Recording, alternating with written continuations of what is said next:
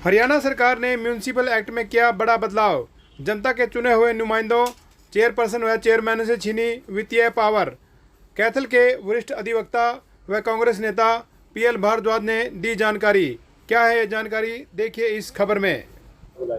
देखिए, आज जो प्रेस वार्ता बुलाई गई है उसका विषय ये है कि हरियाणा सरकार ने हरियाणा म्युनिसिपल एक्ट में कुछ संशोधन किए हैं और उस संशोधन में कुछ पावर्स जो है प्रेजेंट की जो चुने हुए नुमाइंदे हैं उनकी पावर्स को कर्टेल करना, यानी कि उनकी पावर्स को बंद कर देना, ये हमारा विषय है। इसके ऊपर जो है आज आप साथियों को बुलाया और इसलिए कि आप इस बात को जनता तक लेकर जाएं। जनता जो चुने हुए नुमाइंदे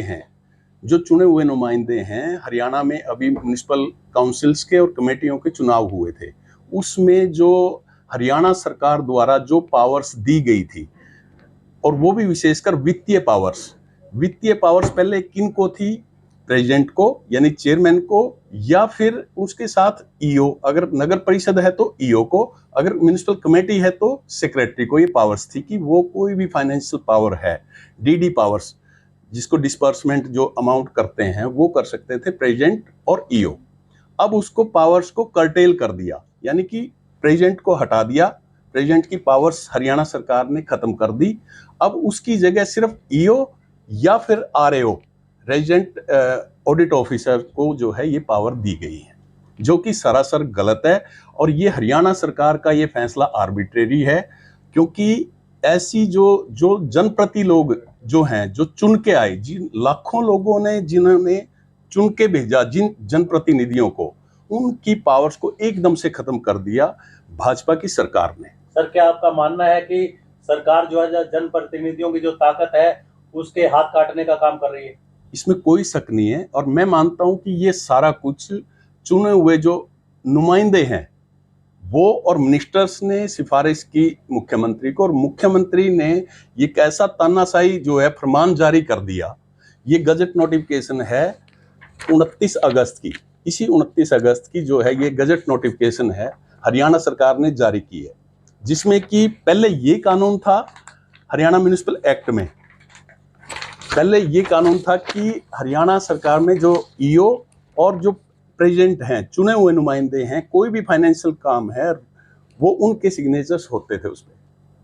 अब हरियाणा सरकार ने ये कानून बदल दिया कि जिसमें प्रेसिडेंट की पावर्स थी, इसको तो खत्म कर दिया। ये हरियाणा म्युनिसिपल एक्ट रखा, इसमें पावर्स थी, 1973 से पावर्स चली आ रही थी।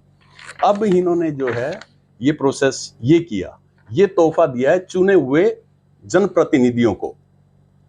और इसके बारे में आपने सुना भी होगा कि चुने हुए नुमाइंदे जो है एक मीटिंग भी की कल उन्होंने जींद में, और सामूहिक जो है उन्होंने इस्तीफा देने की बात रखी है कि अगर या तो ये कानून विड्रा कर लें वरना हम सामूहिक इस्तीफा देंगे। और कांग्रेस पार्टी इस कानून के खिलाफ है, भाजपा ने जो कानून बनाया इसके खिलाफ है, उसका विरोध करती है। सर, क्या सरकार एक अफसरशाही को बढ़ावा दे रही है इस कानून के जरिए?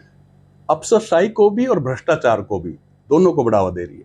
अब प्रेसिडेंट जो है, जिसने 1,06,000 जो लोगों ने जो चुन के भेजा, उसको अगर 500 रुपए का अगर कोई चेक उसके ऑफिस का कोई बिल भी पास करवाना, वो ईओ या सेक्रेटरी के पास जाएगा, हाथ जोड़ के उसको रिक्वेस्ट करनी पड़ेगी कि जी हाँ मेरा ये खर्चा हुआ है, आप ईओ साहब, सेक्रेटरी साहब, इसको प्लीज वो आप इसको पास कर दें, क्योंकि मुझे थोड़े बहुत खर्चे हमारे भी होते हैं। तो सरकार की क्या मंशा इसके पीछे, क्यों क्या लगता है? देखिए, सरकार चुने हुए नुमाइंदों को जो है खत्म करना चाहती है और अफसरशाही को बढ़ावा दे रही है, अफसरशाही को भी और भ्रष्टाचार को भी, कि जनप्रतिनिधियों का तो कोई दबाव रहा ही नहीं, वो उनको रोक ही नहीं सकते। कई शहरों में तो बिल पास करें।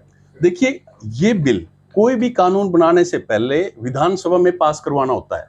पास इन्होंने अंडर द टेबल तो करवा लिया, बट इसके ऊपर कभी कोई चर्चा हुई नहीं, जो कि जरूरी है, मैंडेटरी प्रोविजन है ये, उसके ऊपर बहस करवानी पड़ेगी। कोई भी कानून में बदलाव करते हैं तो ये अंडर द टेबल काम करते हैं और कानून बना देते हैं। क्या मंशा रही है? मंशा यही है कि इसको जो है पावर्स जो चुने हुए नुमाइंदे हैं उनकी कर्टेल कर दें, उनको दबा दें, उनको ब्यूरोक्रेसी उनके ऊपर हैवी रहे।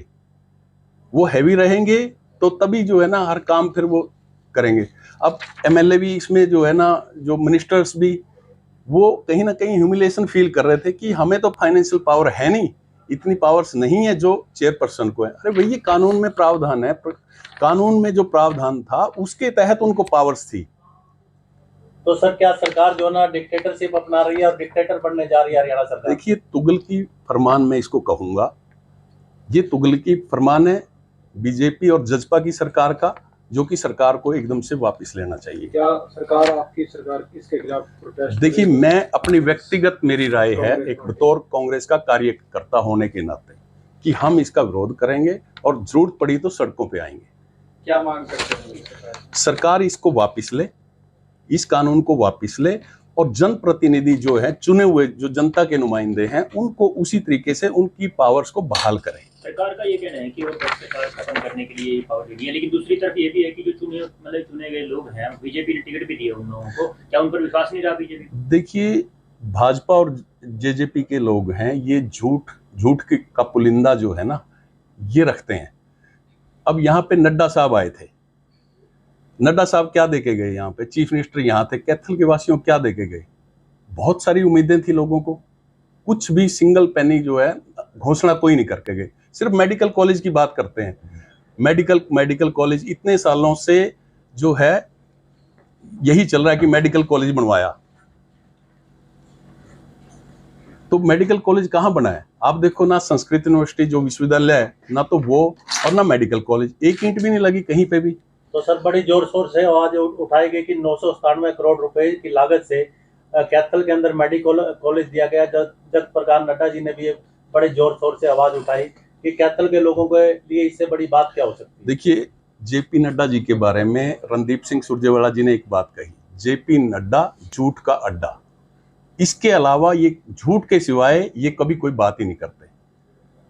बहुत सारी उम्मीदें थी कैथल के वासियों की, कोई दे के जाएंगे कुछ। क्या आपको लगता है कि जो है ये प्रधान की पावर छीनी गई है, तो विश्वास नहीं है बीजेपी के जो नेता हैं, मुख्यमंत्री सरकार को विश्वास नहीं है जो प्रधान चुने गए हैं? सबसे ज्यादा चेयरमैन तो बीजेपी के ही है। हाँ, सबसे ज्यादा चेयरमैन। बट वो उनको दबाना चाहती है ना, यही तो बात है कि जनप्रतिनिधियों के खिलाफ है ये सरकार, जो चुने हुए। अपने ही लोगों को क्यों दबाएगी सरकार? वो इसलिए कि इनको कोई पूछेगा नहीं, फिर इनको कौन पूछेगा? चीफ मिनिस्टर को, मिनिस्टर्स को, एमएलए को कोई पूछेगा नहीं। ध्यान तो लोगों का होगा जिन्होंने काम करवाने थे, डेवलपमेंट के काम। मोहन शर्मा जी जैसे पार्षद और चेयरपर्सन जो चुन के आए हैं, इन लोगों ने काम कराने थे। इन्हीं लोगों की पावर सरकार खत्म करने जा रही है, तो कौन लोग आएगा? तो सर, फिर एमसी और चेयरमैन बनाने का प्रश्न ही कहाँ उठता है? सिर्फ कागजी कार्रवाई। इनकी पावर ही खत्म कर दी जाएगी। देखिए, ये हरियाणा म्युनिसिपल एक्ट है, इसके अंदर जो है एक यही पावर थी चेयरपर्सन की। कहाँ पावर है? कोई पावर नहीं हो रही। फाइनेंशियल पावर तो रही नहीं इनके पास, कौन इनके पास जाएगा? भारद्वाज जी, जैसे चेयरमैन में भी शक्तियां छीनी जा रही हैं, कम की जा रही हैं, तो चेयरमैन क्यों विरोध नहीं कर रहे हैं? अभी तो चुप क्यों बैठे? देखिए, ये उनकी अंतरात्मा पे डिपेंड करता है कि वो दबी राजनीति करते हैं या खुल के सामने आते हैं। सही का भी, और अगर कोई गलत बात लगे तो उसका विरोध करना चाहिए। आने वाले समय में इसका नुकसान होगा सरकार को? सरकार जो है, सरकार को देखो, हमें नहीं पता कि उसका ये बेनिफिट कोई लेना चाहते हैं नहीं, बट आम नागरिक जो है ना, उसका जरूर नुकसान है इसमें। क्या लगता है कि इसमें विधायकों की मिलीभगत हो सकती है? मैं मानता हूं कि इसमें जो भाजपा के विधायक और जेजेपी के हैं, उनकी सलाह के बिना चीफ मिनिस्टर ने ऐसा कोई कदम नहीं उठाया। इन्होंने सिफारिश की होगी, तब जाके जो है ऐसा हुआ।